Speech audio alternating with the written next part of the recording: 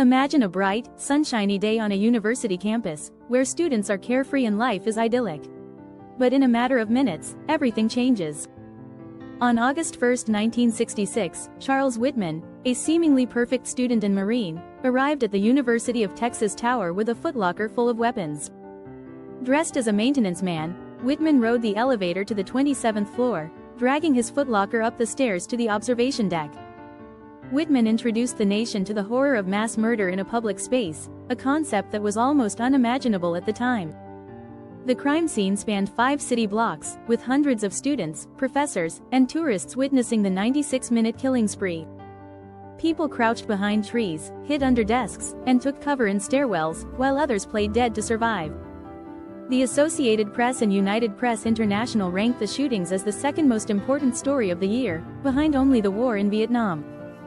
For decades, the university remained silent about the tragedy, with no memorials or plaques to honor the victims. Sheldon Williams, a senior at UT, recalls driving down the drag in his brand new red Mustang when he heard the gunshots. John Pipkin, another senior, was having lunch at Scholl's Garden when someone burst in, screaming about a sniper on the tower. Brenda Bell, a junior, was in Shakespeare class when she and her classmates ran to the windows to see what was happening. Claire James, a freshman, was walking across the South Mall with her boyfriend when she felt like she'd been electrocuted. She was 8 months pregnant. Michael Hall, a history professor, saw a body lying on the cement in the middle of the mall and a terrified young man crouched behind a tree. David Bayless Jr., a freshman, tried to warn people not to go outside, but no one believed him. Claire James lay next to her boyfriend, who had been hit, and called out for help, but people thought it was guerrilla theater. Bob Higley, a junior, was shocked that one person could ruin the sense of community and safety on campus so quickly.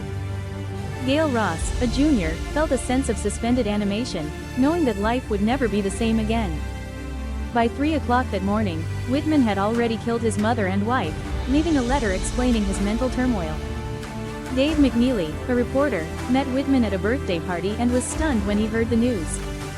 Barton Riley, an instructor, recalls Whitman's anger towards his father and his desire to excel at the university. Sheldon Williams remembers Whitman as a compulsive nail-biter who once said, "The Marines can kiss my red, white and blue ass." Gary Laverne, author of A Sniper in the Tower, notes that Whitman had been thinking about the attack for years. The day before the shootings, Cheryl Dickerson visited the tower's observation deck, unaware of the impending tragedy. David Matson, a Peace Corps trainee, was shot in the wrist while walking down the drag, thinking his watch had been fixed. Ann Major, a senior, recalls the radio announcer saying Whitman was shooting people all up and down the drag. Kay Bailey Hutchison, a law student, watched from the front lawn of the law school as Whitman fired from the tower. Bill Helmer, a graduate student, realized the sniper was incredibly skilled when a shot hit the arm of the guy beside him. John Pipkin helped a Texas Ranger calibrate his shots to try and take down Whitman. An armored car was used to evacuate some victims, but many had to lie in the line of fire for over an hour. Ramiro Martinez, a police officer, decided to head for the tower, zigzagging to avoid getting shot. Martinez and other officers finally reached the observation deck, where they confronted and killed Whitman. The shooting ended at 1:24 p.m., and the campus slowly came back to life, but the memory of that day would never fade.